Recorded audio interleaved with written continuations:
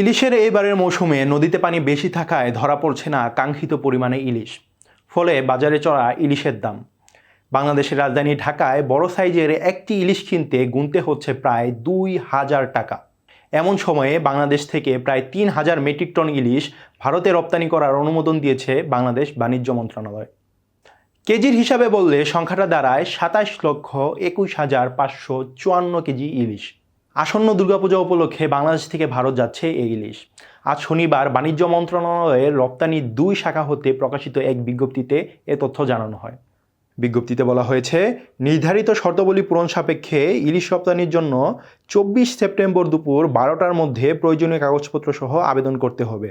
গত ৫ বছর ধরে দুর্গাপূজার বিশেষ উপলক্ষে বাংলাদেশ থেকে ভারতে ইলিশ রপ্তানি করা হচ্ছে, যদিও ২০১২ থেকে ২০১৮ সাল পর্যন্ত রপ্তানি বন্ধ ছিল। এবছর ইলিশ রপ্তানি নিয়ে কিছুদিন আগে সংশয় তৈরি হয়েছিল, কারণ নতুন সরকার প্রথমে ইলিশ রপ্তানির বিষয়ে অনিশ্চয়তা প্রকাশ করেছিল। তবে ভারতের ব্যবসায়ীদের অনুরোধ এবং কলকাতা ফিশ ইম্পোর্টার্স অ্যাসোসিয়েশনের চিঠির ভিত্তিতে রপ্তানির সিদ্ধান্ত নেওয়া হয়।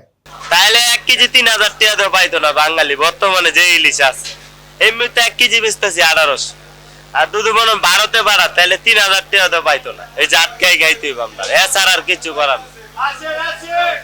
৩,০০০ টাকা করে তো কেউ সাতটার বাইরে আমি আপনার ১২০০ টাকাতে হাত দিলাম, এটা অনেক কষ্ট হয়ে যাচ্ছে আমার জন্য। এক্সপেন্সিভ মানে too expensive, too much. But এই জাস্ট কিনলাম আর কি, জাস্ট কেনার জন্য কিনলাম। ভাই এখন সিজন চলে তো কি হিসেবে ভাই, আপনার সিজনে মাছ ধরা হবে না, আপনার নদীতে পানি বেশি, এই কারণে মাছ ধরা হচ্ছে কম। আর এই কয়দিন ঝড় তুফান বন্যার কারণে সাগরে মাছটা খুব কম আমদানি হয়েছে। এখন আবার সাগরে ভোট নামতেছে, সাগরে মাছটা যদি বেশি অ্যাভেলেবেল থাকতো নদীর মাছের দাম একটু কম থাকতো। কি বলবো, এখন একটু ইলিশ খেতে ইচ্ছা হয়েছে তাই নিলাম, তো আমাদের মধ্যে সাধ্যের বাইরে। মানে তিনটা আপনার ৪২০০ মতো করছে। আর কেজিতে বললো ১৩০০ টাকা করে, তো উনি একটু কমাইতে বললাম, রাখলো না, বললো যে দামে সেই দামই নিতে হবে। এখন তো যেহেতু ইলিশ মাছ বাংলাদেশে আছে, ভাবলাম দাম কম হবে, ফেসবুকে দেখি, ইউটিউবে দেখি, কিন্তু এখানে তো সেই বাজারে এসে দেখলাম না। ইলিশের চাহিদা কিভাবে পূরণ হচ্ছে? না, ইলিশের চাহিদা তো পূরণ হচ্ছে না, কারণ সবাই তো ইলিশ কিনতে পারতেছে না। ইভেন ইলিশের দোকানে যে পরিমাণে দাম, কাস্টমার তো অনেক কম। আমি এটা কিনছি আমার এক বাসায় একটু হয়তো বা একটু দরকার ছিল প্রোগ্রাম বলে কিনছি, নাহলে এত দাম দিয়ে আসলে কেনা পড়ছে।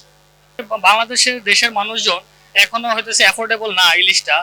এর মধ্যে আমরা যদি এক্সপোর্ট করি তাহলে আমি জানি না আসলে দেশের মানুষজনের কাছে কতটুকু স্যাটিসফ্যাকশন অর্জন করতে পারবে, এটা আসলে। দুর্গাপূজার জন্য প্রতি বছর ভারতে গড়ে প্রায় ৫ টন ইলিশের চাহিদা থাকে।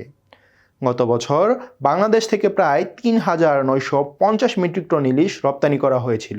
দেশের সীমান্ত দিয়ে ইলিশ পাচারের খবর মাঝে মাঝে শোনা গেলেও সরকার বৈধ পথে রপ্তানির অনুমতি দিয়েছে, যা আগামী ২৪ সেপ্টেম্বরের মধ্যে আবেদন করে পেতে হবে।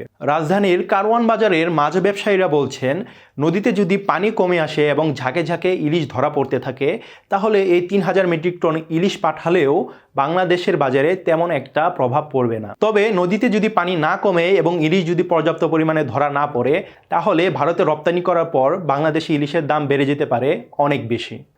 ইলিশ বাংলাদেশের ভৌগোলিক নির্দেশক বা জিআই পণ্য হিসাবে স্বীকৃত এবং বাংলাদেশের মানুষ ও সরকারের কাছে অত্যন্ত মূল্যবান। আপনারা দেখছিলেন আমি একজন ছাত্র।